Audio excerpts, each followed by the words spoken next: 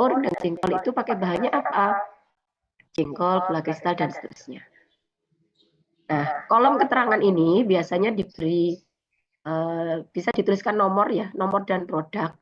Biasanya kalau produknya itu cukup banyak. Jadi ini kalau ditulis nama produk satu-satu terlalu panjang, akhirnya diberi nomor saja. Nama produknya nomor 1 sampai 12 misalnya. Nah, nanti di keterangan dituliskan nomor 1 itu nama produk apa, 2 apa, dan seterusnya. Oke, begitu. Lampiran 7-nya adalah catatan pembelian bahan. Jadi, sebagai penyelia, teman-teman kan harus cek juga nih pembelian bahan. Tanggal berapa, jumlahnya berapa, bahan yang dibeli berapa. Oke, kemudian yang terakhir pemeriksaan ya. Oke, pemeriksaan ini kan kalau bahan datang, misalnya dicek dulu, sesuai atau enggak nih dengan bahan yang dipesan. Kalau sesuai berarti tuliskan sesuai. Ya, baik, kira-kira itu yang bisa saya sampaikan. Ternyata waktunya sudah hampir habis, tinggal 4 menit ini Mbak Faza. Ya, baik. Saya kembalikan ke Mbak Faza. Terima kasih banyak Bu Esti atas materinya.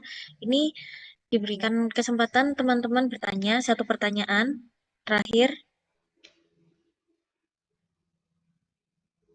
untuk materi terkait bahan dan dokumen pendukung. Kiranya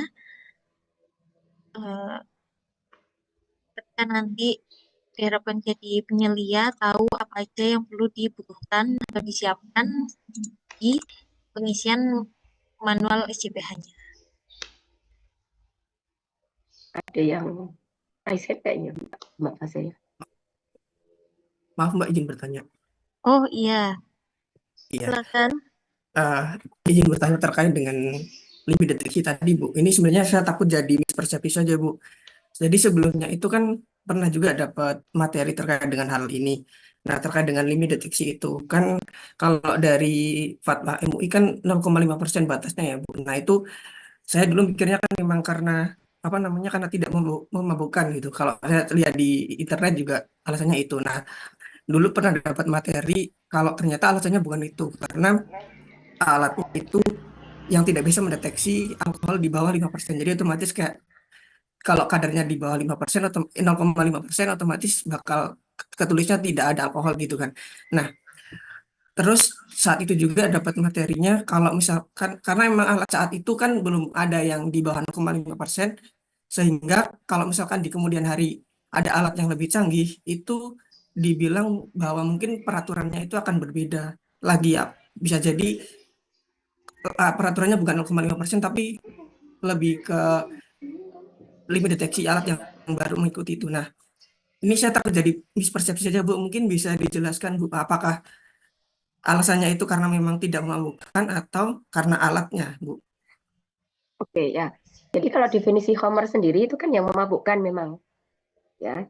Fermentasi Homer itu kan berarti memang Homer itu kan yang memabukkan gitu.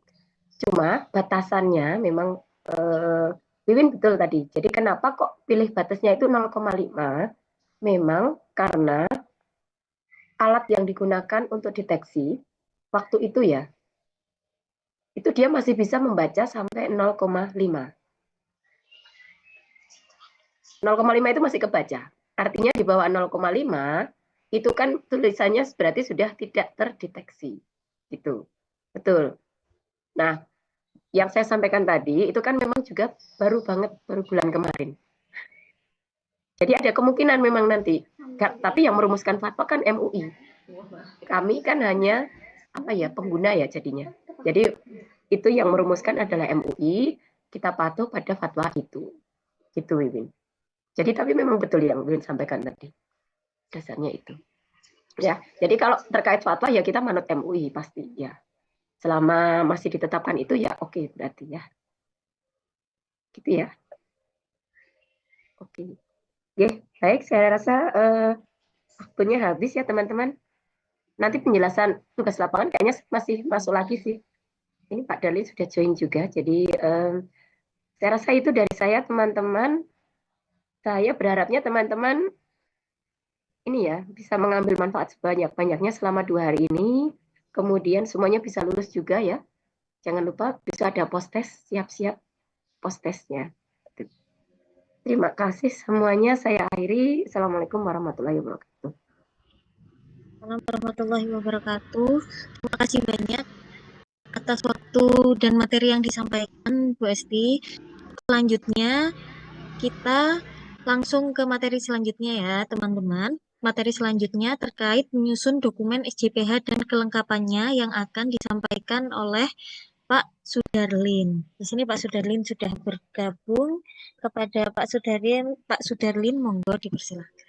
Baik, terima kasih Mbak Rosa. Assalamualaikum warahmatullahi wabarakatuh, teman-teman semua. Waalaikumsalam warahmatullahi wabarakatuh. Ya, mungkin mau istirahat dulu, mau minum-minum dulu ya. Silakan mau minum-minum, istirahat dulu ya, biar agak fresh karena kita satu jam lagi untuk melakukan materi yang ini. Sambil saya siapkan slide-nya ya. Bentar. 1 jam ya Mbak Fasa ya? Oke, benar Pak. 1 Iya. jam. Ya, sambil saya siapkan slide-nya ya. Oke. Ini izin menyampaikan ya Pak, di kolom chat Iya. ini ada daftar hadir untuk teman-teman bisa sekalian mengisi daftar hadir. Oh ya, boleh Di ya. Ya, link daftar ini. hadir dulu mungkin ya. Oke. Ya. Ini sambil monggo dimulai Ya, materi. saya siapkan dulu ininya ya. Oke Pak, terima kasih. Dan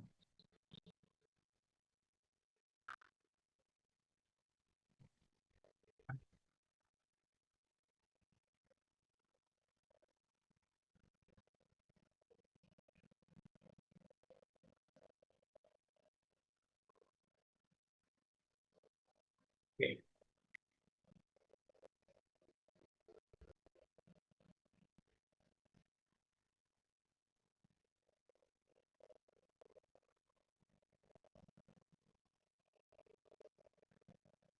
Oke, slide-nya sudah kelihatan ya, Mbak Fasa ya? Sama Pak. Teman-teman semua kita mulai ya. Assalamualaikum warahmatullahi wabarakatuh. Alhamdulillahirrahmanirrahim. Wassalatu wassalamu ala rasulillah. La haula wala quwwata illa billah. Alhamdulillah sore hari ini ya kita bisa lanjutkan sesi untuk